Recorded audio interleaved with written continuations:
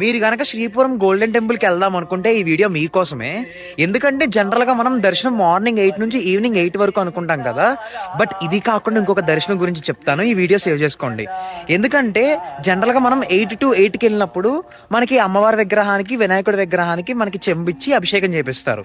ఇది కాకుండా మనం గనక మార్నింగ్ 4:30కి ఎగ్జాక్ట్గా మీకు చెప్పాలి అంటే 4 కల్లా టెంపుల్ దగ్గర మార్నింగ్ వెళ్ళారనుకోండి, 150 రూపీస్ తీసుకుని మీకు ఒక అభిషేకం దర్శనం ఇస్తారనమాట. అంటే ఆ అభిషేకం మనం చేయకుండా అమ్మవారికి వాళ్ళు చేసే అభిషేకాన్ని మనం అక్కడ లైవ్లో చూడొచ్చు. ఈ దర్శనం మార్నింగ్ 4:30 నుంచి మార్నింగ్ 5 వరకు మాత్రమే ఎంటర్ చేస్తారు. ఎంతమంది వస్తే అంతమందిని ఎంటర్ చేసి 5తో క్లోజ్, ఇంకెవరిని ఎంటర్ చేయరు అనమాట. అండ్ ఈ దర్శనాన్ని కనుక మనం అక్కడ లైవ్లో చూస్తే మన 2 కళ్ళు సరిపోవు, అంత బాగా చేస్తారు. అమ్మవారికి డిఫరెంట్ లిక్విడ్స్ లైక్ కుంకంతో, పాలతో, చక్కెర స్నానం అని ఇవన్నీ చేయిస్తారనమాట. చూడ్డానికి చాలా బాగుంటుంది.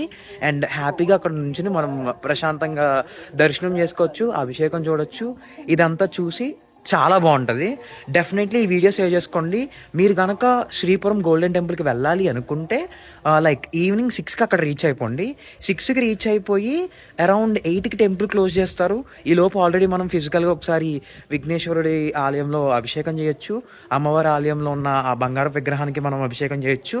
అండ్ ఇదంతా అయిపోయిన తర్వాత మార్నింగ్ 4:30కి మళ్ళీ లెగిసి మనం కనుక అభిషేకానికి వెళ్ళిపోతే అక్కడ మనం అమ్మవారికి చేసే అభిషేకాన్ని చూడొచ్చు అనమాట. చాలామంది మనం టీవీలో చూస్తూ ఉంటాం కదా, సేమ్ అదే అభిషేకాన్ని లైవ్లో చూడొచ్చు. అండ్ చాలా బాగుంటుంది. మార్నింగ్ 4:30కి టెంపుల్ అంతా పీస్ఫుల్గా ఉంటుంది. అండ్ ఆ లైటింగ్ గ్లోకి అదిరిపోతుంది అనమాట.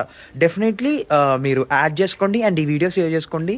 అండ్ మీరు నాకు ఖచ్చితంగా లాస్ట్లో థ్యాంక్స్ అయితే చెప్తారు కామెంట్లో మీరు వెళ్ళి చూసిన తర్వాత.